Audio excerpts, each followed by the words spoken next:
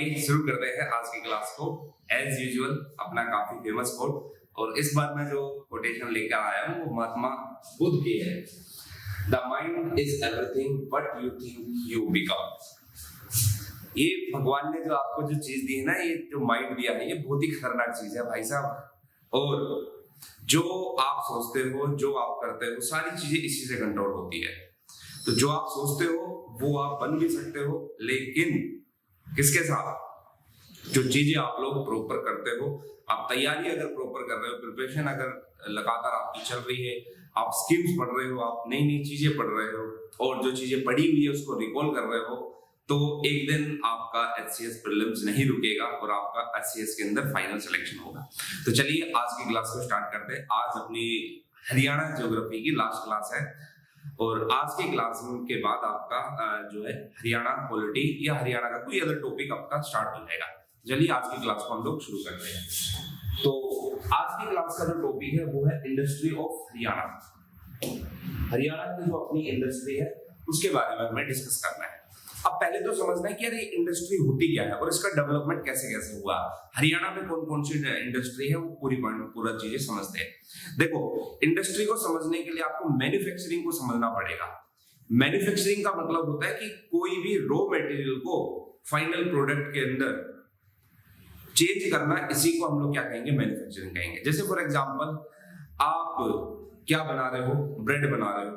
इसके लिए आपको किसकी जरूरत पड़ेगी? मैदे की जरूरत पड़ेगी। तो मैदा क्या हुआ? रॉ मटेरियल, और फाइनल प्रोडक्ट क्या हुआ? आपका ब्रेड।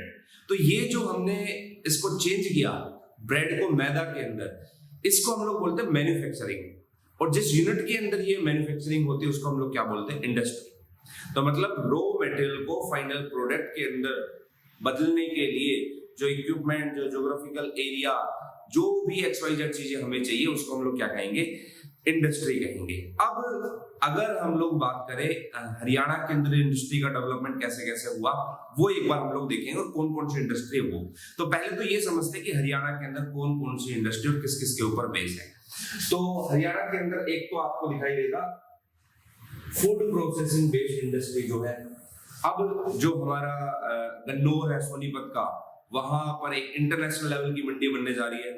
मेगा फूड पार्क चल रहे हैं हमारे यहाँ पर, और फूड पार्क्स कब चल रहे हैं हमारे यहाँ पर। आगे सारी चीजें मैं डिटेल के अंदर डिस्कस करूंगा। स्पेशल इकोनॉमिक जोन जो पूरे इंडिया में, वो सबसे ज्यादा हरियाणा में ही है। अब ये सारी चीजों को ध्यान में रखते हुए फूड प्रोसेसिंग इंडस्ट्री है, अलग अलग है, और आपको बहुत सारी कंपनी, MNC कंपनी, याकूट वगैरह, ये सारी आपको हरियाणा के अंदर दिखाई दे जाएगी।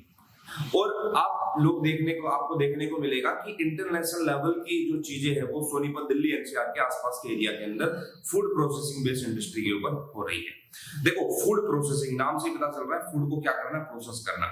रॉ मटेरियल लिया, उसको प्रोसेस किया, फाइनल प्रोडक्ट के अंदर बदल दिया। Food processing. अगली आपकी एग्रीकल्चर बेस्ड। एग्रीकल्चर बेस्ड के अंदर मैं आप लोग को बता दूं कि हरियाणा की इकोनॉमिक, तो यार हरियाणा ही क्या, इंडिया की इकोनॉमी एग्रीकल्चर बेस्ड है। तो हमारे यहाँ पर ये नॉर्थ इंडिया खासकर यहाँ पर एग्रीकल्चर बेस्ड की बहुत सारी इंडस्ट्री लगाई गई है। फिर footwear and accessory, automobile, information technology. जैसे मैं बात करूँ पंचकुला, आपने सुना होगा पंचकुला, अंबाला, ये वाला जो रीजन है, इसको हम लोग साइंस सिटी के नाम से जानते थे। साइंटिफिक इंस्ट्रूमेंट यहाँ पर बहुत सारे होते थे। गुड़गांव इंफॉर्मेशन टेक्नोलॉजी के लिए फेमस है, सिटी ऑफ मिलेनियम भी कहा जाता है। ऑटोमोबाइल आपको दिखाई देगा। फरीदाबाद का रीजन है, हैवी इंडस्ट्री यहाँ पर लगाई गई है। तो ये सभी के सभी इन बेसिस के ऊपर हमें हरियाणा की इंडस्ट्री को समझना है। अब क्वेश्चन उठता है कि हरियाणा की जो इंडस्ट्री है उसका डेवलपमेंट कैसे कैसे हुआ। देखो, Haryana was part of Punjab. तो प्रॉब्लम क्या थी यहाँ पर, आपको ये दिखाई देगा। देखो, ईस्ट इंडिया कंपनी जब हमारे यहाँ पर आती है तो नई नई इंडस्ट्री की पॉलिसी इंप्लीमेंट करती है। भरत सर आपको डिटेल के अंदर कराएंगे मॉडर्न हिस्ट्री के अंदर। तो जब हमारा एक्सप्लोइटेशन होता है तो उन्होंने हमारे एग्रीकल्चर का ही डिक्लाइन नहीं किया।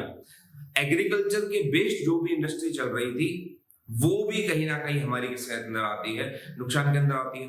तो एग्रीकल्चर हमारा पिछड़ रहा था, इंडस्ट्री हमारी पिछड़ रही थी। हालांकि जो इंडस्ट्री थी वो तो ब्रिटेन की लगाई हुई थी, लेकिन जो भी XYZ चीजें हैं।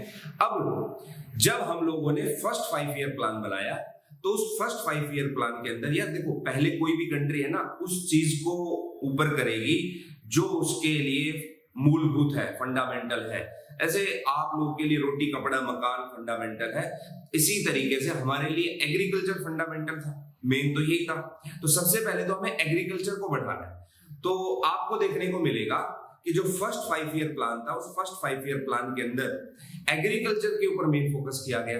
पहली पंचवर्षीय योजना के अंदर नई नई स्कीम्स निकाली गई। अब उसी के अंदर एग्रीकल्चर से रिलेटेड जो प्रॉब्लम थी उसको सोल्व किया गया। तो हमारा जो एग्रीकल्चर है वो अच्छे से बढ़ पाए, इसलिए हमने फर्स्ट 5 ईयर प्लान पर फोकस किया। अब हुआ क्या, जब फर्स्ट 5 ईयर प्लान सक्सेस हो गया तो उसके बाद देखा कि भाई अब एग्रीकल्चर के अंदर हम अच्छा खासा कर चुके हैं, अब हम लोग को फोकस करना है किसके ऊपर, इंडस्ट्री के ऊपर। तो सेकंड 5 ईयर प्लान के अंदर इंडस्ट्री के ऊपर फोकस किया और फिर धीरे धीरे करते करते हम लोग इंडस्ट्री के ऊपर चलते गए। अब एक डेफिनेशन और आती है, जैसे डेवलपिंग कंट्री, डेवलप कंट्री किसको कहा जाता है। अब ये भी कहा जाता है कि यार डेवलप कंट्री वो है जिसका इंफ्रास्ट्रक्चर मजबूत हो चुका है, जिसकी इंडस्ट्री मजबूत हो चुकी है। लेकिन इंडिया तो अभी इसकी क्या है, प्रोसेस पे है। तो चलिए अब बात करते हैं। अब हरियाणा में हमें बात करना, हमें उस वाली ज्योग्राफी के ऊपर नहीं जाना वरना तो पूरा दिन लग जाएगा अपना। अब हरियाणा के अंदर क्या स्टेटस है, देखो 1947 के आसपास जो थोड़ी बहुत इंडस्ट्री थी वो कहां पर थी, पंजाब के अंदर।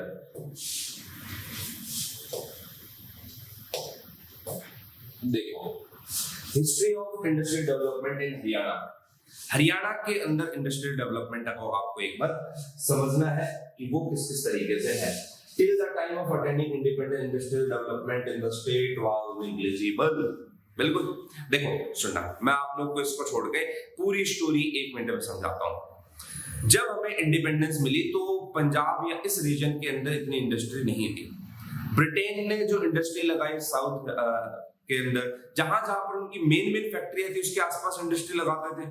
आपको पता है सूरत के आसपास, दक्षिण साउथ हरियाणा के अंदर, मसूलीपट्टनम के अंदर, कालीकट के अंदर, इस रीजन के अंदर वो लोग इंडस्ट्री लगाते हैं जहां से उनका बेनिफिट हो।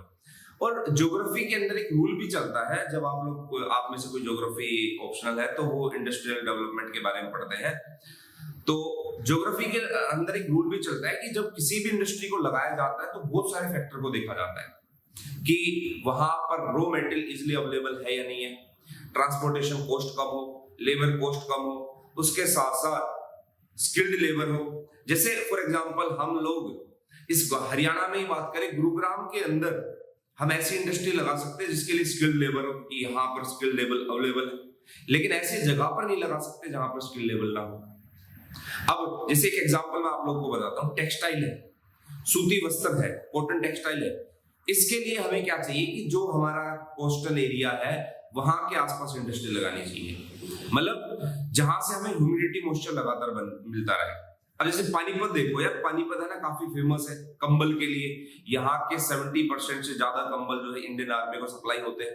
तो आपको पता है कि यार पानीपत यमुना रिवर है, यमुना रिवर की ह्यूमिडिटी उसको मिलती है, मॉइस्चर उसको मिलता है। तो जब मॉइस्चर मिलता है तो जो सूत का धागा होता है वो क्या होता है, मजबूत होता है, इसलिए टूटता नहीं है। तो ये ऐसे तो यार बहुत सारे फैक्टर हो सकते हैं, मैं आप लोग को गिनवाऊंगा तो पता नहीं क्या शाम निकल जाएगी। अब जो शुगर इंडस्ट्री है उसको भी जहां पर गन्ना होगा उसके नजदीक, जैसे यमुनानगर के अंदर हमारी शुगर इंडस्ट्री चल रही है, भिवानी के अंदर टेक्सटाइल मिल चल रही है। तो ये सारी के सारे बहुत सारे फैक्टर होते हैं तब जाकर एक इंडस्ट्री लगती है।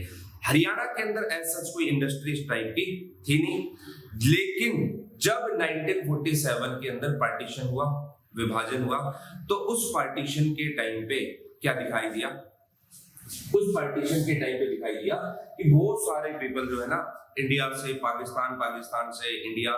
आपको जो है लास्ट क्लास में सर ने सिटीजनशिप के बारे में पढ़ाया था, आर्टिकल 6 और 7 आप पॉलिटी कॉन्स्टिट्यूशन में जानते हो, पाकिस्तान से इंडिया, इंडिया से पाकिस्तान। अब जब ये सारी की सारी चीजें हुई तो उस टाइम पे क्या हुआ कि जो लोग लौट कर आए थे इस रीजन के अंदर या जो लोग यहाँ से चले गए थे उनके रिहेबिलिटेशन के लिए हमने यहाँ पर क्या कर दिया, छोटी छोटी इंडस्ट्री बनानी शुरू कर दी। देखो ये तो ज्योग्राफी का रूल है, जहां पर भीड़ इकट्ठा होगी वहां पर छोटी छोटी चीजें इंडस्ट्री अपने आप ऑटोमेटिकली लगती आएगी। तो at the time of partition many people had migrated from Pakistan 1947 and settled in different parts of cities. तो वही है कि अलग अलग पार्ट में बसे और वहां पर क्या कर दी, इंडस्ट्री लगा ली। तो हरियाणा के अंदर इंडस्ट्री का डेवलपमेंट इसलिए नहीं हुआ कि यहाँ पर इंडस्ट्री लगानी थी, क्योंकि यार हरियाणा में ना सबसे बड़ी प्रॉब्लम एक तो पानी की है, बाकी XYZ प्रॉब्लम भी आपको नजर आएगी। तो ये जो रीजन था 1947 के टाइम पे एस्टैब्लिश किया गया और स्मॉल इंडस्ट्रियल यूनिट इस टाइम पे भी लगाई गई जो कि फरीदाबाद में चलती थी, सोनीपत में चलती थी और बहादुरगढ़ के अंदर चलती थी। ये मतलब जो अपना दिल्ली NCR या उसके आसपास का रीजन है वहां पर छोटी छोटी इंडस्ट्री लगाई गई। और आज के टाइम पे आप लोग देखोगे सोनीपत, बहादुरगढ़, फरीदाबाद, गुड़गांव ये तो एक इंडस्ट्रियल हब के रूप में निकल कर आ रहे हैं। सरकार IMT लेकर आ रही है, हरियाणा के अलग अलग सिटी के अंदर, दिल्ली NCR के अंदर भी उसको लागू कर रही है। मानेसर में तो पहले से ही चल रहा है, फिर वो आगे चीजें आप लोग सारी चीजें समझोगे। तो ये कुछ इंस्टीट्यूशनल डेवलपमेंट रहा है। अब हम लोग समझते हैं कुछ हरियाणा की इंडस्ट्री के बारे में। देखो बेसिक इंफॉर्मेशन है ये, तो इसके ऊपर ज्यादा आप लोग को जाना नहीं है। सबसे पहले आता है आपका अंबाला पंचकुला इंडस्ट्री। ये जो अंबाला पंचकुला इंडस्ट्री है ये साइंटिफिक इंस्ट्रूमेंट के लिए इंपॉर्टेंट है। तो जितने भी साइंटिफिक इंस्ट्रूमेंट है,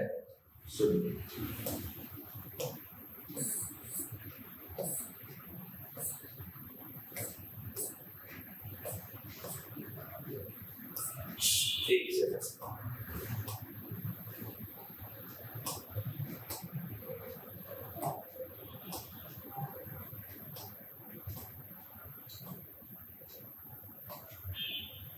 देखो इसको समझना है, अंबाला पंचकुला इंडस्ट्री। अगर हम लोग एक बार देखते हैं तो ये जो अपर पार्ट है हरियाणा का, ये वाला, ये फेमस था किसके लिए? साइंटिफिक इंस्ट्रूमेंट के लिए। और इसको साइंस सिटी के नाम से भी इसको जाना जाता है, इस पूरे के पूरे रीजन को, अंबाला पंचकुला रीजन को।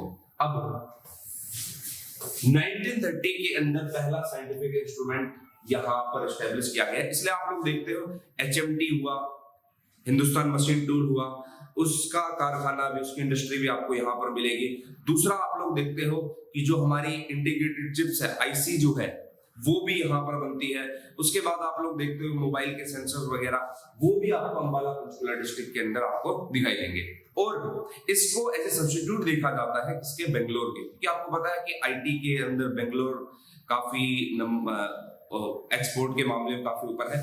अब दूसरे हम लोग यहाँ पर बात करें तो 20% इन्हीं साइंटिफिक इंस्ट्रूमेंट का हम लोग इंपोर्ट, तो क्या मतलब मैन्युफैक्चरिंग यहीं पर होती है, तो 20% क्या करते हैं? एक्सपोर्ट करते हैं अलग अलग कंट्री में। और इवन आप लोग देखोगे तो मिड एशिया तक भी, जो मध्य एशिया के जो देश है, मिड एशिया तक भी इन साइंटिफिक इंस्ट्रूमेंट का क्या किया जाता है? एक्सपोर्ट किया जाता है। अगला आपको दिखाई देगा ग्लास इंडस्ट्री का डेवलपमेंट जो यहाँ पर हुआ था, फर्स्ट वर्ल्ड वॉर के टाइम पे हुआ था। 1914 से लेके 18 तक यहाँ पर ग्लास इंडस्ट्री बनाई गई थी। अब ये जो भी इंस्ट्रूमेंट है, मैं आप लोगों को बता दूं, इनके लिए एक स्किल्ड लेबर चाहिए। तो अंबाला पंचकुला यमुनानगर ये वाला रीजन ऐसा है कि यहाँ पर स्किल्ड लेबर भी इजिली अवेलेबल है। अब एक चीज आपको देखो ध्यान रखनी है, अब ये जो साइंटिफिक इंस्ट्रूमेंट है, साइंस सिटी के रूप में डेवलपमेंट हुआ है, इसके लिए हमें रॉ मटेरियल जरूरी नहीं कि आसपास होना चाहिए, क्योंकि ट्रांसपोर्टेशन के जरिए भी हम लोग वो कर सकते हैं। कुछ इंडस्ट्री ऐसी होती है जिसके लिए रॉ मटेरियल नजदीक होना चाहिए, क्योंकि वहां पर ट्रांसपोर्टेशन कॉस्ट उसकी इतनी हो जाएगी कि इंडस्ट्री में कोई बेनिफिट होगा नहीं। तो ये अंबाला पंचकुला इंडस्ट्री जो है इनके लिए फेमस है। एक पूरी लिस्ट आप लोगों को मिल जाएगी, मैं आपको है ना बेसिक ये वाली सारी चीजें बता रहा हूँ, क्योंकि मेन जो चीजें समझनी है वो हम लोग देखेंगे। अब हम लोग अगली इंडस्ट्री के ऊपर मूव करते हैं। अगली है अपनी फरीदाबाद इंडस्ट्रियल रीजन।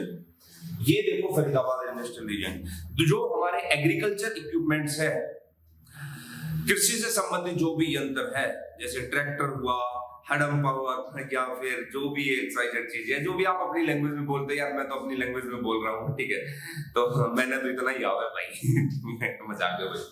तो देखो tractor, motorcycle, refrigerator, typewriter, rubber type, mainly तो ये फेमस है किसके लिए? एग्रीकल्चर इक्विपमेंट के लिए। तो जो एग्रीकल्चर इक्विपमेंट है उसमें भी ट्रैक्टर इसके लिए फेमस है। अब यहां पर आपको क्या ध्यान रखना है, देखो ऐसा रीजन जहां पर एक पॉइंट से दूसरे पॉइंट तक अगर जगह जगह पर इंडस्ट्री लगा दी जाती है, तो ज्योग्राफी के अंदर उसको हम लोग बोल देते हैं इंडस्ट्रियल बेल्ट या इंडस्ट्रियल हब।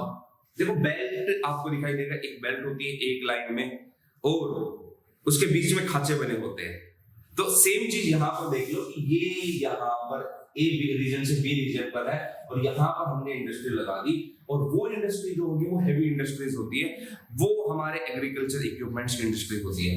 तो यहाँ पर आपको दिखाई देगा दिल्ली से बल्लभगढ़ लगभग ये 20 किलोमीटर का जो एरिया है, ये इस 20 किलोमीटर के एरिया के अंदर इंडस्ट्रियल बेल्ट या इंडस्ट्रियल हब है और खासकर आपको एग्रीकल्चर इक्विपमेंट और उसके अलावा भी leather, plastic, refrigerator, typewriter, rubber, ये सारी चीजें यहाँ पर आपको दिखाई देगी। देखो एक मैं आप लोगों को एक पॉइंट बताता हूँ, अगर मैं आप लोग को ये बताने लग गया ना कि यहाँ पर लेदर क्यों होता है, रेफ्रिजरेटर क्यों है, ट्रैक्टर क्यों है, तो भाई मेरे को नहीं लगता कि हमारी हरियाणा जीके का है ना टाइम से हो पाएगा, क्योंकि जब आप लोग ज्योग्राफी का अदर पोर्शन पढ़ते हो, दूसरे वाला पोर्शन पढ़ते हो, तो ये सारी की सारी चीजें उसके अंदर आने वाली है।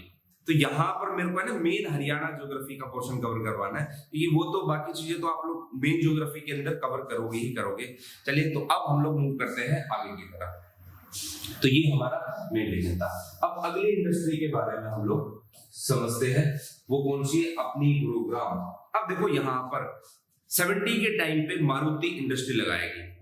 उसके बाद ये जो मारुति इंडस्ट्री आपको पता है, मारुति सुजुकी के साथ कोलैबोरेशन था, जापान की कंपनी सुजुकी, और हरियाणा गवर्नमेंट का भी इसके अंदर शेयर था।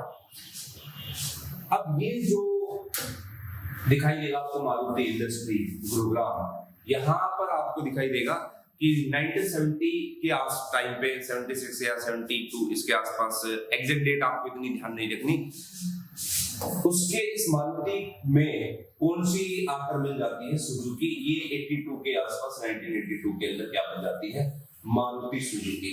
तो मारुति सुजुकी कंपनी जो है यहाँ पर स्टार्ट होती है।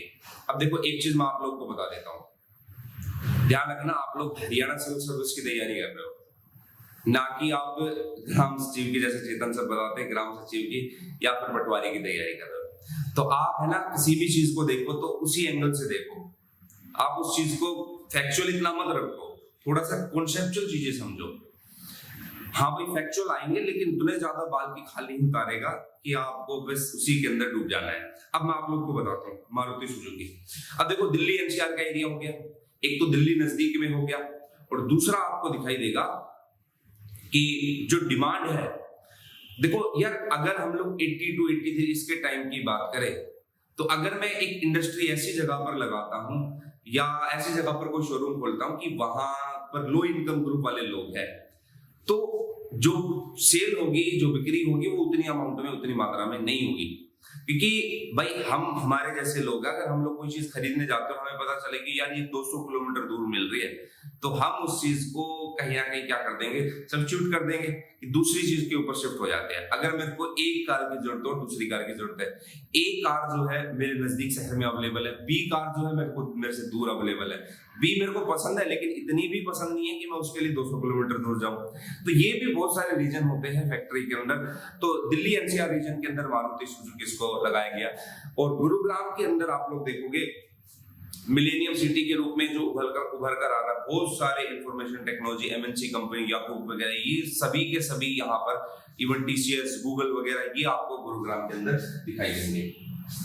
जो इलेक्ट्रॉनिक इंडस्ट्री है, ये आपको ध्यान रखना है, ये ज्वाइंट वेंचर है हार्ट्रॉन का। हार्ट्रॉन नाम सुना होगा इलेक्ट्रॉनिक के मामले में, और हरियाणा अर्बन डेवलपमेंट एसोसिएशन, जिसके द्वारा सॉफ्टवेयर टेक्नोलॉजी पार्क डिक्लेयर किया गया। अब जो हमारे जो माननीय पहले मंत्री साहब थे राव नरवीर जी, उन्होंने भी अपनी स्पीच के अंदर बताया कि गुरुग्राम आने वाले टाइम पे एक बहुत बड़ा लॉजिस्टिक हब बनेगा। अब ये लॉजिस्टिक हब क्या होता है, मतलब एक इंडस्ट्री है, उस इंडस्ट्री के आसपास बहुत सारी चीजें डेवलप हो। अब उस इंडस्ट्री के लिए सरकार ने फंड इशू करने की भी बात की थी, तो सॉफ्टवेयर टेक्नोलॉजी पार्क डेवलपमेंट किया गया है गुरुग्राम के अंदर ही, जिसके द्वारा HUDA हार्ट्रॉन के द्वारा।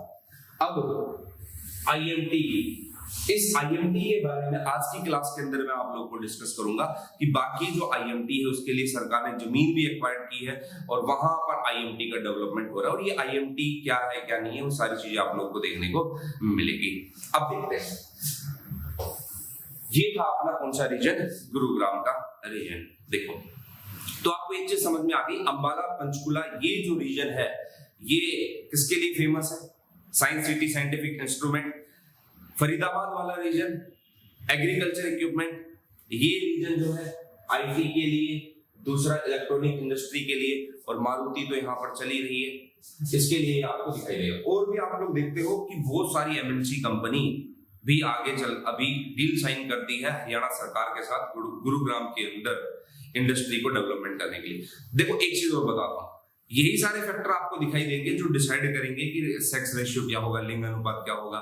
यही डिसाइड करते हैं कि वहां पर पॉपुलेशन डेंसिटी क्या है, जनसंख्या घनत्व क्या है, और यही डिसाइड करते हैं कि पॉपुलेशन रेट जो है वो बढ़ा है वो किसकी वजह से बढ़ा है। जब मैं आप लोग को सेंसस टॉपिक पढ़ाऊंगा तो ये रटवाऊंगा नहीं चीजें, मैं आप लोग को एक लॉजिक के साथ बताऊंगा कि जहां पर इंडस्ट्री होगी वहां का सेक्स रेशियो कैसे डिसाइड होगा, जहां पर इंडस्ट्री होगी वहां पर बाकी की चीजें कैसे डिसाइड होगी, वहां पर पॉपुलेशन डेंसिटी कैसी होगी, ये सब इंडस्ट्री से डिसाइड होगा। पढ़े लिखे लोग होंगे नहीं होंगे, भाई जाहिर सी बात है यार, इंडस्ट्री होगी तो पढ़े लिखे लोग ही आएंगे। कंपनी एमएनसी कंपनी है तो अनपढ़ तो आएगा नहीं वहां पर, तो वहां का लिटरेसी अपने आप क्या जाएगा, ऊंचा जाएगा।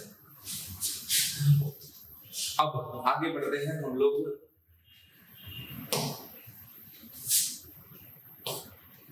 भिवानी ये फेमस है किसके लिए, टेक्सटाइल इंडस्ट्री के लिए। अपना पानीपत भी फेमस है और ये भिवानी भी फेमस है। हालांकि ये जो भिवानी है वो ब्रिटिश टाइम पे ही बनाया गया था। यहाँ पर जो ये भिवानी रीजन होता था 1937 के अंदर यहाँ पर पहली टेक्सटाइल मिल बनाई गई, और आगे चलकर टेक्सटाइल इंस्टीट्यूट ऑफ टेक्नोलॉजी, ये टिट्स TIT है, इसको बोलते हैं टिट्स भिवानी, 1943 के अंदर एस्टेब्लिश किया गया था। और ये इस प्रकार का हरियाणा के अंदर पहला कॉलेज था जो खुला था। मैं आप लोगों को बता देता हूँ कि ये जो भिवानी रीजन है, यहाँ पर जो टेक्सटाइल है इसके लिए जो रॉ मटेरियल चाहिए तो वो क्या किया जाता था, या तो उसको हम लोग उस टाइम पे जो है लेकर आएंगे सदर्न हरियाणा से, सदर्न इंडिया से, दक्षिण हरियाणा से, या फिर ऐसी जगह पर वहां जहां पर वो इंडस्ट्री होती हो। तो भिवानी को एक अलग टेक्सटाइल उसमें रखा गया था, और 1937 में यहाँ पर भिवानी टेक्सटाइल मिल बनाई गई, और ये इसको इवन यहाँ के टेक्सटाइल को एक्सपोर्ट भी किया जाता है आज के टाइम पे। मेन एक्सपोर्टर कंट्री जहां पर किया जाता है वो कौन कौन सी है, टर्की, बेल्जियम, जर्मनी, ये सभी USA वगैरह, इस कंट्री के अंदर यहाँ पर इनको क्या किया जाता है, एक्सपोर्ट किया जाता है। तो देखो भिवानी के अंदर आपको टेक्सटाइल याद रखना है, क्वेश्चन पूछेगा तो यहीं से पूछ लेगा TITS, टिट्स कहाँ पर है, या फिर टेक्सटाइल मिल कहाँ पर स्थापित की गई, भिवानी के अंदर ये है। चलिए अब मूव करते हैं अगले पॉइंट पर।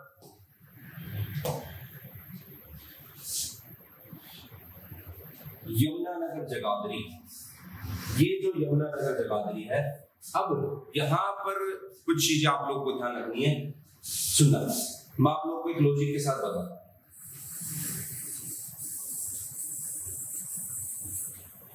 ये है यमुनानगर, उसी से कुछ दूरी के ऊपर पड़ता है क्या, जगाधरी। देखो यमुनानगर आपको पता है कि यहां से रिवर निकलती है, कौन सी river, Yamuna river. Yamuna river है नियर बाई। तो ये जो यमुना रिवर है ये आपको पता है पेरिनियल रिवर है, इसमें सदा जल रहता है। पेरिनियल रिवर होने की वजह से इसके जगाधरी या इसके आसपास का जो रीजन है वो आपको कैसा दिखाई देगा, वो आपको उसके अंदर मॉइस्चर, ह्यूमिडिटी ज्यादा दिखाई देगी। अब शुगर जो सकरा होती है, आपको गन्ने का अमाउंट, गन्ने की मात्रा भी यहाँ पर आपको ज्यादा दिखाई देगी। चीनी मिल यहाँ पर आपको दिखाई देगी। तो यहाँ पर गन्ना ज्यादा होता है, और गन्ने में क्या होता है कि जब गन्ना पकता है ना, तो पकते समय उसको ह्यूमिडिटी ज्यादा चाहिए, तभी उसकी मिठास बढ़ती है। तो जब गन्ने की मिठास बढ़ती है तो पकने के लिए उसको ज्यादा ह्यूमिडिटी चाहिए, और वो ज्यादा ह्यूमिडिटी उसको मिलेगी कहाँ से, यमुनानगर रीजन से। इसलिए ध्यान रखना कि गन्ने की फसल, गन्ना क्रॉप वहां पर ज्यादा मिलेगा जहां पर ह्यूमिडिटी ज्यादा है। आप यूपी में कोस्टल एरिया के नजदीक जाओ, नदी का जो क्षेत्र है वहां पर आप लोग जाओ, और वहां पर आपको ये सारी की सारी चीजें देखने को मिलेंगी। तो गन्ना यहाँ का फेमस है, तो इसलिए यहाँ पर क्या बनाई गई है, सरस्वती शुगर मिल। और यही फैक्टर रहा था कि यहाँ पर एक बलादपुर पेपर मिल भी बनी हुई है, जो पेपर है उसकी मिल भी यहाँ पर है, शुगर मिल है, पेपर मिल है। कुछ टाइम पहले ये भी हुआ था कि जो ये डिस्प्यूट भी बना था कि यमुनानगर का की जो चीनी है उसके अंदर सरकार बहुत सारे केमिकल का मिलावट करती है और यूएसए ने फिर उसको जब एक्सपोर्ट करने की बात हुई थी तो यूएसए ने एक टाइम के लिए उसको मना कर दिया था। अब यहाँ का जो गन्ना है वो देखो, यहाँ पर जो शुगर मिल है सरस्वती शुगर मिल, अब्दुल्लापुर भी कहा जाता है, Germany, Dubai, Pakistan, Nepal, even Pakistan में, अमेरिका में भी, रसिया ने भी यहाँ पर किया जाता है। और इवन यहाँ पर आपको दिखाई देगा Mumbai railway carriage and wagon workshop. Mumbai railway का जो कैरेज है, जो रेलवे का जो कैरेज है वो भी कहाँ पर स्थापित किया गया है, यमुनानगर जगाधरी के अंदर। जगाधरी कहाँ पर है, यमुनानगर के अंदर। चलिए अब मूव करते हैं अपनी अगली इंडस्ट्री के ऊपर, देखते हैं पानीपत। बिल्कुल पानीपत, नाम से ही पता चल रहा है आप लोग को, और आप लोग कुछ टाइम से गाने भी गाते आते हो पानीपत के, है ना। चलो तो देखते हैं एक बार पानीपत के अंदर क्या फेमस है। अब यूपीएससी ने एक बार क्वेश्चन पूछा था कि ये 3 बड़ी बड़ी लड़ाइयां पानीपत में ही क्यों लड़ी गई। इसका भी ज्योग्राफी के साथ रिलेशन है। देखो आप ज्योग्राफी पढ़ोगे तो आपको बहुत सारी चीजें नजर आ जाएगी, कहो यार ये तो है ना ज्योग्राफी को ही बढ़ावा दे रहा है। टेंशन ना लो, जब पॉलिटी आएगी तो पॉलिटी की बात करेंगे, जब हिस्ट्री आएगी तो हिस्ट्री के ऊपर बात करेंगे। तो अभी के लिए तो ज्योग्राफी को समझो। ये जो पानीपत है, यहाँ पर आपको दिखाई देगा कि पानीपत का जो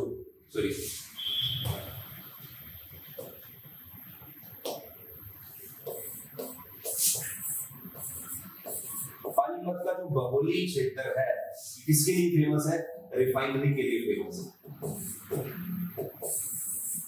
जामनगर वाली रिफाइनरी, तेल पाइपलाइन इस बहोली रीजन से निकाली गई है। Largest centre for quality blankets, तो यहाँ पर जो कंबल है उसकी जो क्वालिटी है वो एक बहुत बड़ा केंद्र है और पूरे इंडिया के अंदर ये फेमस है। और बता देता हूँ 70% से ज्यादा जो हमारे आर्मी के जो ब्लैंकेट्स मिलते आते हैं कहाँ से आते हैं, इसी पानीपत से आते हैं। और इसको भी आपको दिखाई देगा कि ये जो पानीपत सेंटर है वो भी आज का नहीं है, ये भी पहले के टाइम पे इसको बनाया गया था। तो जब इसको बनाया गया था तो आपको पता है कि ब्लैंकेट्स, ये जो होता है ब्लैंकेट्स के अंदर जो धागा होता है जिस ऊन का ये बना होता है, तो उसको पकने के लिए जब तैयार होता है कच्चे माल के रूप में, तैयार होते समय उसकी मजबूती के लिए उसको ह्यूमिडिटी ज्यादा चाहिए। तो पानीपत रीजन है, इस पानीपत से यहाँ से यमुना रिवर निकल रही है, तो उसके आसपास की इंडस्ट्री कैसी होगी, वहां पर मॉइस्चर कंटेंट ज्यादा होगा। तो ये कुछ एक फैक्टर है कि यहाँ पर ये लगाया गया है। दूसरा, इंडियन ऑयल पानीपत रिफाइनरी यहाँ पर लगी हुई है। नेशनल फर्टिलाइजर्स का यहाँ पर है अम्बाला अमोनिया प्लांट है, अमोनिया प्लांट लगा हुआ पानी, मतलब जितने भी फर्टिलाइजर आप लोगों को दिखाई देंगे, यूरिया वगैरह हुआ, अमोनिया वगैरह हुआ, डीएपी वगैरह हुआ, ये जो मेन फर्टिलाइजर है ये आप लोग को कहाँ पर मिलेंगे, पानीपत के अंदर। इवन आप लोग देखते हो ना, जो आपके गांव के आसपास एक दुकान होती है और वहां पर खाद के कट्टे आते हैं, खाद की बोरिया आती है, तो उस पर भी लिखा रहता है मैन्युफैक्चरिंग इन पानीपत के अंदर या फिर सोनीपत के अंदर बनता है। अब देखो पॉइंट समझना है कि largest centre for quality blanket fertilizer Indian national oil Panipat refinery, ये समझना है। देखो आपको दिखाई देगा कि यहां से पाइपलाइन बनाई गई है गुजरात से, ये हरियाणा क्रॉस करते हुए आगे की तरफ जाती है। अब पानीपत की ज्योग्राफिकल सिचुएशन और पानीपत की सिचुएशन ऐसी है कि जब आप उस पाइपलाइन को क्रॉस करते हो तो पानीपत बिल्कुल उसके सेंटर में पड़ता है, ठीक है। और आपको दिखाई देगा कि मैं आप लोगों को एक रीजन और बता देता हूं कि यहां पर कुछ फर्टिलाइजर्स ऐसे होते हैं जिसके लिए, या कुछ केमिकल्स ऐसे होते हैं जिसके लिए हमें उनको फिल्ट्रेट करने के लिए पानी का अधिक अमाउंट चाहिए। दूसरा क्या है, उनको फिल्ट्रेट करने के लिए हमें दूसरी चीजों की भी हेल्प पड़ती है। तो ये आपको दिखाई देगा पानीपत के अंदर सारी की सारी चीजें हैं इसलिए अवेलेबल है। और आपको पता है 3 लड़ाइयां भी कहां पर हुई थी, पानीपत के अंदर। तो पानीपत अपना बेसिकली फेमस है किसके लिए, ये आपको दिखाई देगा लार्ज, ये इसके लिए ऑयल रिफाइनरी के लिए, अमोनिया प्लांट के लिए, फर्टिलाइजर के लिए, ठीक है। अब देखो आपको वो नहीं रटना कि यार ये फैक्ट्री इसमें ये है ये नहीं, आपको मेन ध्यान रख लेना, जो सारा यहाँ पर लिखा हुआ वो आपको नोट्स के पीडीएफ के फॉर्मेट में मिल जाएगा, उतना ध्यान रख लेना, अपना काम बन जाएगा। अगर आपको मैप दिखाई दे रहा है तो चिबाला नहीं दिखाई दे रहा, ये जो पंचकुला अंबाला ये वाला रीजन है, ये एक्चुअल में जूम करना भूल गया पीपीटी के अंदर, ये वाला जो रीजन है इसको हम लोग कहेंगे क्या, आपका साइंस सिटी। उसके बाद ये जो यमुनानगर वाला रीजन है, यहाँ पर आपका शुगर मिल,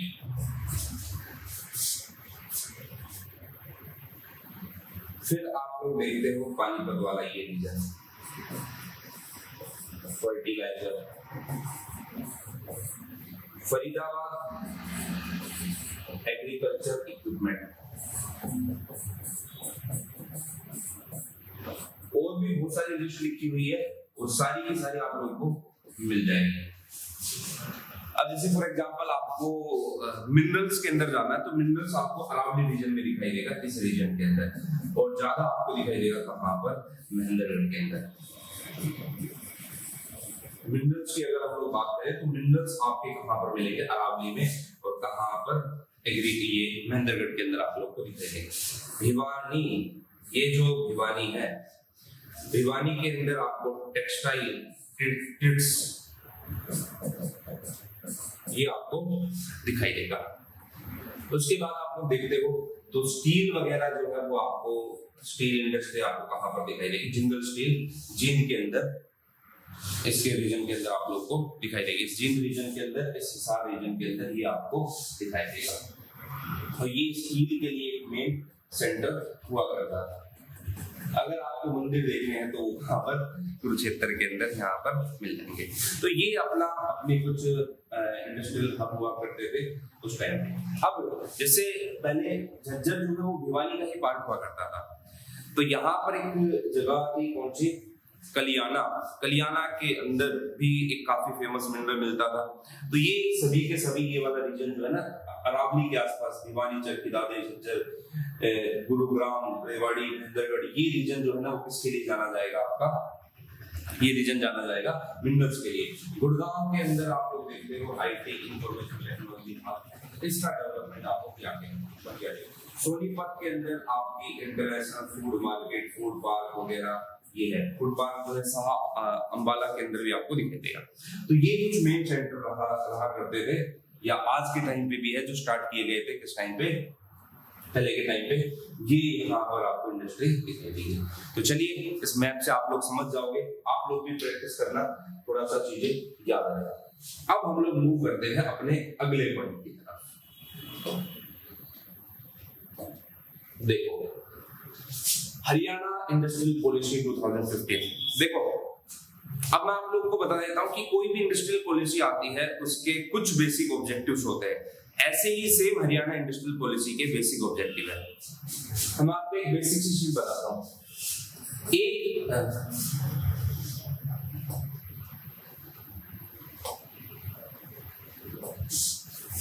मान लो कि ये एक इंडस्ट्री है, यहां पर लगाई गई है। जब ये एक इंडस्ट्री है तो एक चीज बताओ, इस इंडस्ट्री के लिए हमें क्या चाहिए, रॉ मटेरियल चाहिए, कच्चा माल चाहिए। इस एक इंडस्ट्री के लिए हमें क्या चाहिए, इसके आसपास एक मार्केट चाहिए। इस एक इंडस्ट्री के लिए हमें लेबर चाहिए, स्किल्ड लेबर चाहिए। इस एक इंडस्ट्री के लिए हमें क्या चाहिए, ट्रांसपोर्टेशन चाहिए। ये सारी की सारी चीजें चाहिए। अब इन्हीं चीजों को ध्यान में रखते हुए, अब इंडस्ट्री है तो यहाँ पर नए नए इक्विपमेंट्स या मशीनें वगैरह वो भी लगाई जाएगी। ये अब इसको ध्यान में रखो, इस इंडस्ट्री को। देखो हरियाणा इंडस्ट्रियल पॉलिसी 2015, हरियाणा ही क्या, जब हम लोगों ने 1948 की नई औद्योगिक नीति लेकर आए थे हम लोग, इवन 1991 के अंदर जो एलपीजी रिफॉर्म्स किया था, हालांकि कई लोग बताते हैं कि यार एलपीजी रिफॉर्म्स किया नहीं था, करवाया गया था, क्योंकि उस टाइम पे कंडीशन ऐसी थी कि करना, वो सारी चीजें करना जरूरी थी। तो कुछ भी हो एट लास्ट, और इवन आप लोग 5 ईयर प्लान्स के अंदर भी पढ़ते हो ना पंचवर्षीय योजनाओं में, वहां पर भी इंडस्ट्री को लेकर यही मेन पॉइंट फोकस किया गया। आज के टाइम पे हमारा होता है सस्टेनेबल डेवलपमेंट का, कि भाई अगर आप कोई भी चीज, कोई भी इंडस्ट्री या किसी भी पॉलिसी को बना रहे हो तो सबसे पहले सस्टेनेबल डेवलपमेंट, समावेशी विकास, सबका साथ सबका विकास। आप एनवायरमेंट को भी ध्यान में रखोगे, आप एम्प्लॉयमेंट को भी ध्यान में रखोगे, आप पॉवर्टी को भी ध्यान में रखोगे, इंफ्रास्ट्रक्चर को भी ध्यान में रखोगे, आपको कितना इंपोर्ट करना है, एक्सपोर्ट रखना है, वो सारी चीजें आप लोग ध्यान में रखोगे, फिर एक पॉलिसी तैयार की जाती है। तो हरियाणा की जो पॉलिसी है, इंडस्ट्रियल पॉलिसी 2015, उसमें ये कहा गया कि हमें 10 लाख जॉब को क्रिएट करना है। अब आप एक चीज देखो, इंडस्ट्री अगर लगा रहे हैं, ज्यादा से ज्यादा इंडस्ट्री लगा रहे हैं, तो ट्रांसपोर्ट ऐसा तो है नहीं कि मशीनें चला लेंगे, रोबोट चला लेंगे, उसको भी चलाने के लिए कोई ना कोई चाहिए। ट्रांसपोर्टेशन कॉस्ट या ट्रांसपोर्टेशन जो है, रॉ मटेरियल, कच्चा माल, यहाँ पर मार्केट, लेबर, इक्विपमेंट, इन सब के लिए हमें क्या चाहिए? लेबर भी चाहिए, स्किल्ड लेबर भी चाहिए, ड्राइवर भी चाहिए, और उसके साथ साथ एक ऑफिसर भी चाहिए। तो जब एक इंडस्ट्री लगती है तो बहुत सारी नई जॉब क्रिएट होती है, और जब नई जॉब, एम्प्लॉयमेंट बढ़ती है, तो उस एम्प्लॉयमेंट के बढ़ने से कहीं ना कहीं पॉवर्टी, गरीबी कम होती है इस रीजन के अंदर, प्रोस्पेरिटी आती है। देखो, इकोनॉमी हमेशा प्रोस्पेरिटी को डिसाइड करेगी।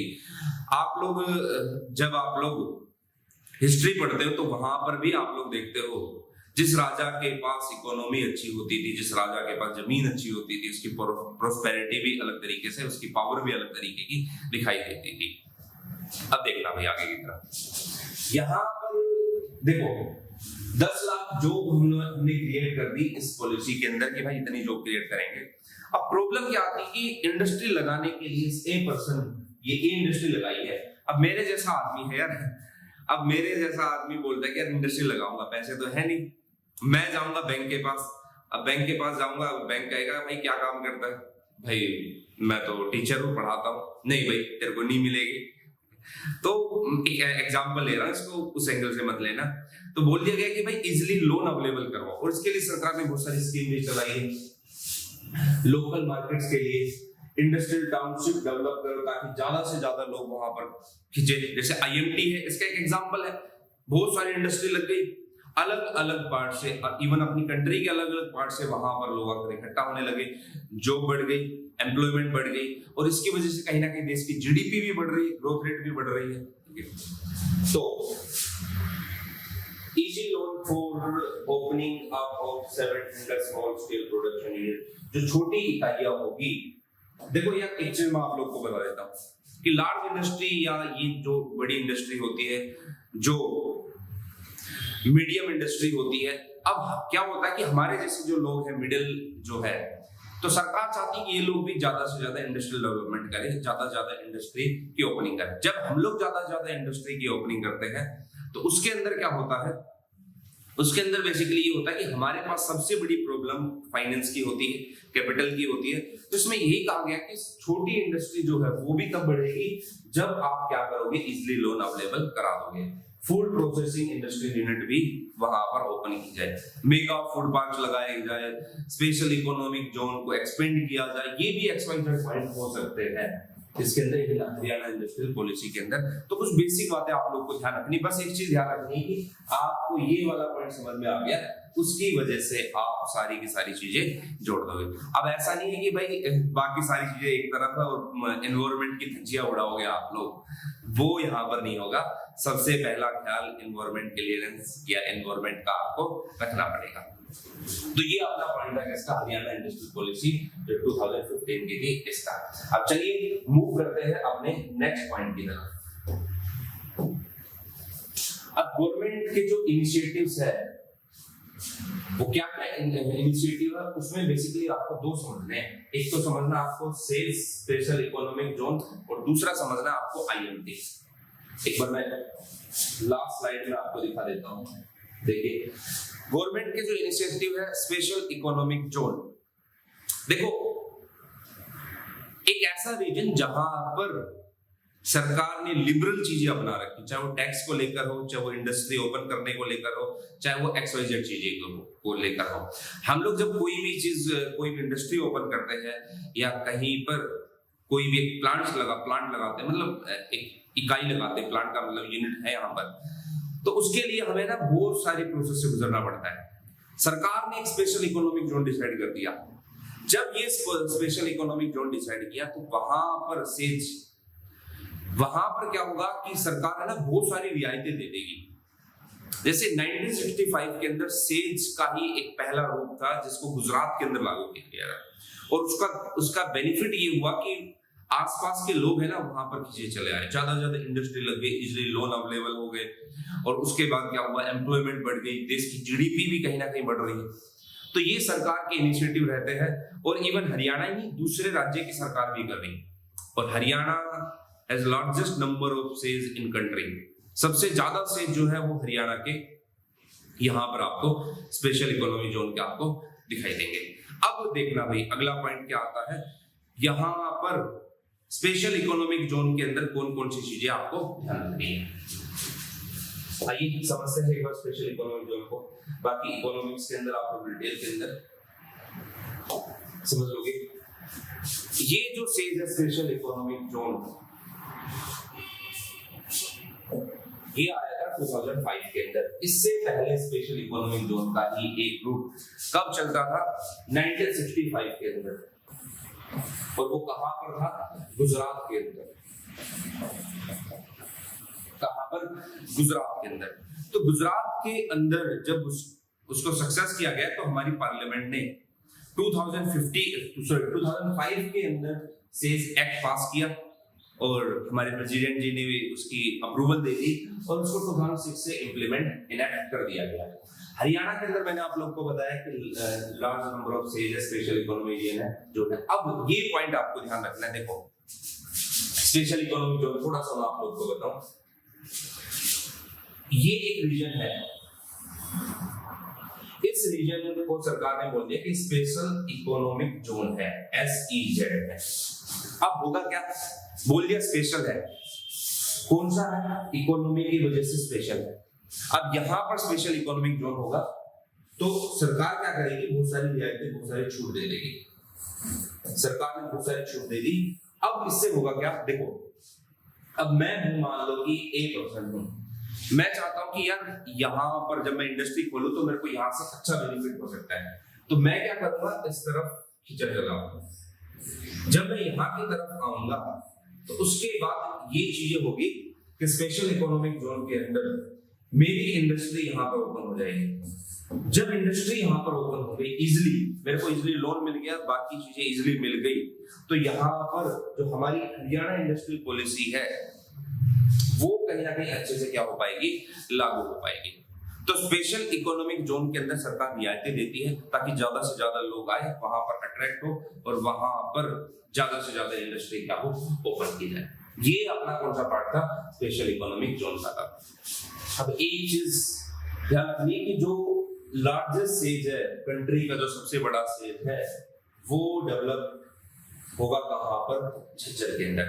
आप एक चीज देखो, जो अपना दिल्ली NCR का रीजन है उसमें चाहे वो आपका झज्जर हो, चाहे वो गुरुग्राम हो, इवन सदर्न हरियाणा के अंदर महेंद्रगढ़, रेवाड़ी, इसके आसपास का एरिया हो, यहाँ पर इंडस्ट्रियल डेवलपमेंट पिछले 10 साल के अंदर एक बहुत अच्छी अचीवमेंट उसने की। बावल रीजन आप लोग देखते हुए इंडस्ट्रियल हब के रूप में निकल रहा है। रेवाड़ी का जो बावल रीजन है जो कि नेशनल हाईवे पर ही आपका पड़ता है, आप गुरुग्राम रीजन देखते हो, आप मानेसर रीजन देखते हो, धारूहेड़ा रीजन देखते हो, तो ये एक इंडस्ट्रियल हब के रूप में निकल रहा है।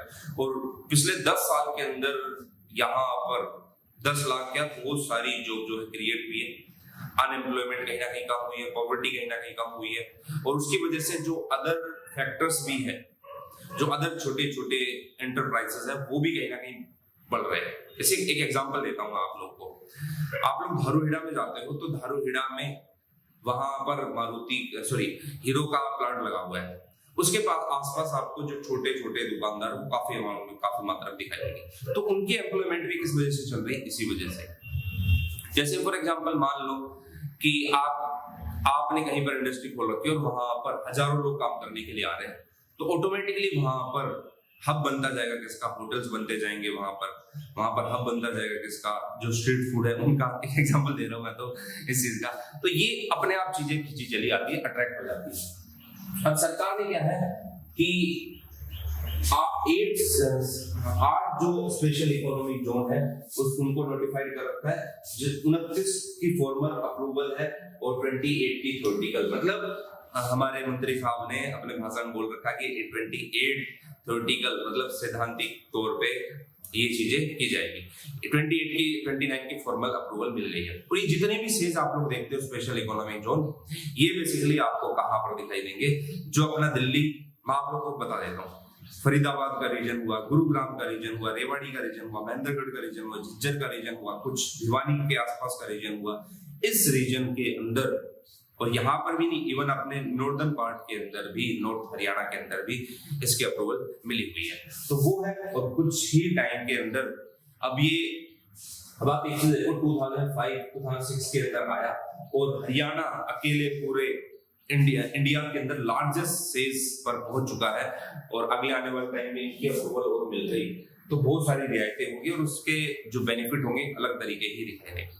यही वजह है कि आपको जीडीपी के मामले में हरियाणा की पोजीशन तीसरे चौथे नंबर पर आपको दिखाई दे जाएगी। एग्जैक्ट आपको इतना ध्यान नहीं रखना कि दूसरे पे तीसरे पे, इस मामले में आपको दिखाई दे जाएगी। तो ये है। अब आगे हम लोग समझते ही अपना स्पेशल इकोनॉमिक जोन का पार्ट हुआ। अब है मेगा फूड पार्क, इसको समझना है।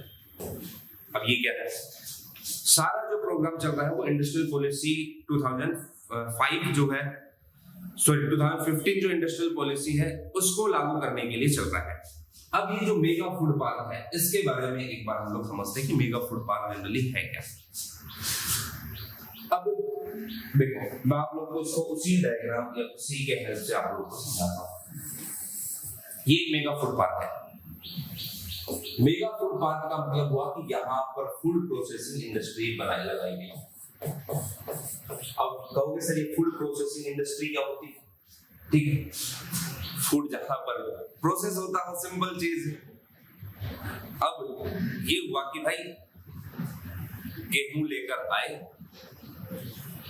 गांव से इकट्ठा किया गेहूं, उसको मशीन के अंदर पिसवाया, पिसवाने के बाद उसकी पैकेजिंग की, उसके ऊपर टैक्सेस लगा दिए बहुत सारे और उसको तैयार कर दिया और वो बन गया क्या, अपना शक्ति पोगाटा। शक्ति पोगाटा ये हुआ फूड प्रोसेसिंग। हम लोग मैदा लेकर आए, उससे तैयार कर दिया क्या, ब्रेड, उसकी प्रोसेसिंग कर दी और उसके ऊपर एक लेबलिंग दे दी, लो भाई इसको खाओ और इसमें ये मिलेगा, इसमें वो मिलेगा। आजकल तो पता है क्या होता है, मतलब एक चीज को बढ़ाने के लिए इतना ज्यादा कर देते हैं कि जैसे जब मैं गांव में जाता हूँ, कभी कभार विजिट करता हूँ, तो जनरली क्या है, आप लोगों ने देखा होगा आपके गांव में भी जो होते हैं, वो जो स्ट्रीट वेंडर्स होते हैं, वो नई नई सब्जियां लेकर आएंगे, प्याज लेकर आएंगे और मतलब पता नहीं कहाँ का विटामिन कहाँ पर लगा देते हैं। ये सब्जी खाइए, आपको विटामिन सी मिलेगा, आपको इतने विटामिन मिलेंगे। ऐसे एक बार जब मैं आप लोग एक छोटा सा इंसिडेंट बताता हूँ।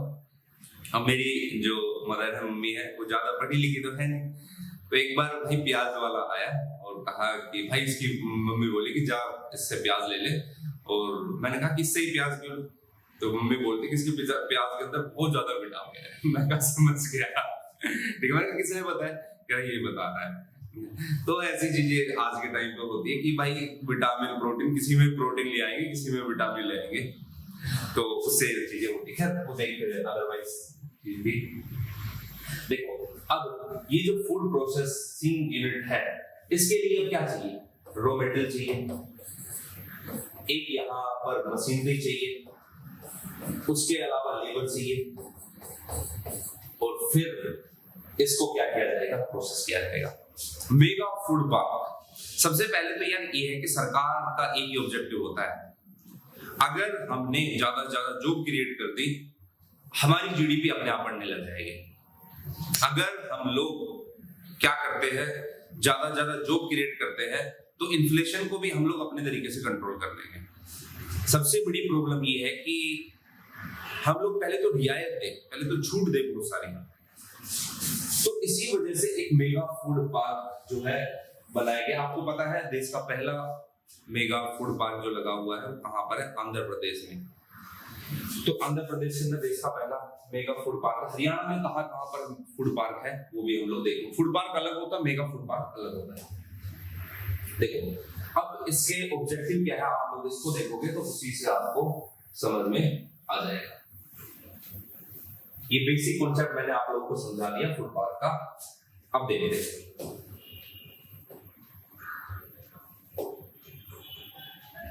aims at providing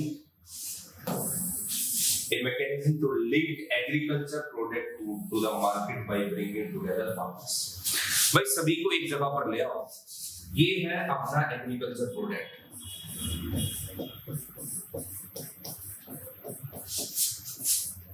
ये अपनी मार्केट है, ये अपने हैं फार्मर्स। देखो अभी के टाइम पे क्या होता है, ये फार्मर जाता है इस ए जगह पर। जब ये फार्मर इस ए जगह पर जाता है तो यहां पर जाने के बाद वो क्या करता है, इस प्रोडक्ट को इस मंडी में बेचता है।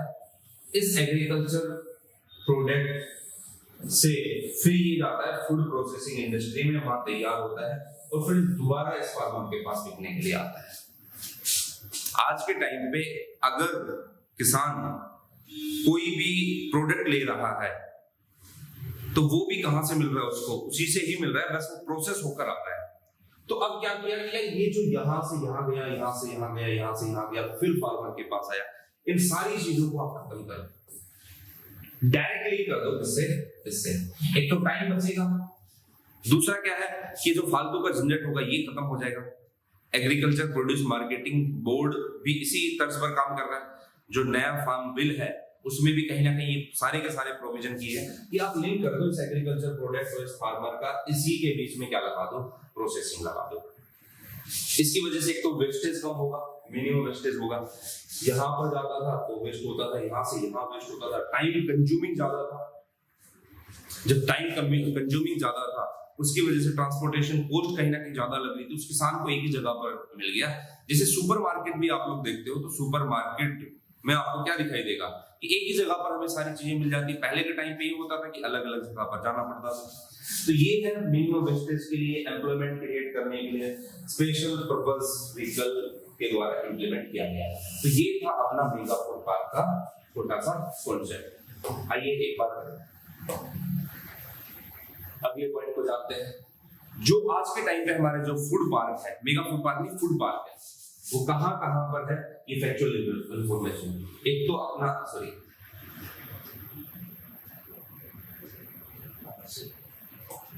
देखो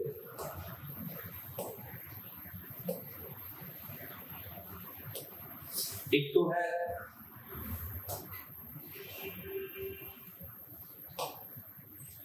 सहा अंबाला में है, अंबाला के सहा में है फूड पार्क। और आपको पता है कि अंबाला रीजन जो है उसकी बाउंड्री एक तो नजदीक में हिमाचल प्रदेश हो गया, नजदीक में आपका यूटी यूनियन टेरिटरी हो गया, अपनी राजधानी आपकी और अपनी की बात है, ठीक है। दूसरा डबवाली सिरसा, फिर तीसरा है नरवाना झील और चौथा रायसैनी। अब ये जो फूड पार्क है इनके पीछे थोड़ा सा मैं आप लोगों को रीजन बता देता। सहा अंबाला का जो है, अंबाला का जो सहा है वो इसलिए ओपन किया गया है कि वहां पर एक तो एग्रीकल्चर प्रोडक्ट मिल रहा है, दूसरा मार्केटिंग मिल रही है, मार्केट मिल रही है। अब यार देखो एक सिंपल चीज बताता हूं, पॉपुलेशन भी देखी जाती है कितनी। अब ऐसा नहीं कि हम जाकर हम ये बोले कि हम फूड पार्क खोल रहे हैं, कहां पर, नूह के अंदर खोल रहे हैं, पलवल। नूह वाला अगर कोई स्टूडेंट देख रहा है भाई पहले माफी चाह रहा हूँ, लेकिन एक एग्जांपल मैं आप लोगों को दे रहा हूँ। तो ये देखा जाएगा कि भाई मार्केटिंग उस लायक, मार्केट उस लायक है या नहीं है। पता चले कि वहां पर जो एक तो जोत का आकार काफी छोटा है, दूसरा किसान इतने ज्यादा नहीं है, खेती करने वाले इतने ज्यादा नहीं है, तो उस वजह से वो नहीं करेंगे। अब ये देखो सोनीपत को हम लोग इंटरनेशनल मंडी मार्केट बना रहे हैं, तो इसके लिए तो फूड पार्क होना अपने आप में जरूरी है। अब जींद देखो बिल्कुल सेंटर में है, अब ये हमने जींद में फूड पार्क लगा दिया। देखो हर चीज का एक लॉजिक होता है। एक हरियाणा पुलिस की तैयारी करने वाला स्टूडेंट इसको रटेगा, एक एचसीएस की तैयारी करने वाला स्टूडेंट इसको समझेगा कि सहा अंबाला में ही क्यों है, जींद में ही क्यों है। यही फर्क होता है। चीजें यहां भी सेम मिलेगी और चीजें किताबों में भी सेम मिलेगी। बस फर्क इसका है कि आप एक जगह पर उसको रखते हो और एक जगह पर आप उस चीज को समझते हो। जब आप समझोगे, अगर कोई ऐसे भी क्वेश्चन आ गया कि हरियाणा सरकार के द्वारा किस रीजन के अंदर नया मेगा फूड पार्क खोलने की अनुमति मिलने जा रही है इस टाइप से, और आपको नहीं भी पता, तो आप लॉजिक लगाकर ऐसे क्वेश्चन का आंसर दे दोगे कि यार फूड पार्क है तो एग्रीकल्चर प्रोडक्ट होने चाहिए, ये सारी चीजें XYZ चीजें ज्यादा होनी चाहिए। तो ये चीजें आप लोगों को यहाँ पर दिखाई देगी। अब देखो, साहा अम्बाला वाला हो गया, डबवाली सिरसा। अब सिरसा आप लोग देखो, आप सिरसा का मैप ही देख लो,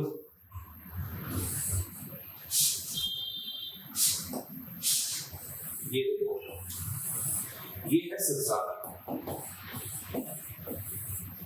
नियर बाई आपको पंजाब बड़े बड़े डिस्ट्रिक्ट हरियाणा के मिलेंगे। एग्रीकल्चर लैंड भी है वहां पर इजिली इक्विपमेंट भी लगा सकते हैं। तो ये डबवाली कहां पर, सिरसा के अंदर। नरवाना आप लोग देखो, नरवाना जो जींद में है, उसके नियर बाई हरियाणा के 7 डिस्ट्रिक्ट कवर होते हैं, बिल्कुल बीच में, इसलिए हरियाणा का हार्ट भी बोल देते हैं, हरियाणा का हृदय बोल देते हैं।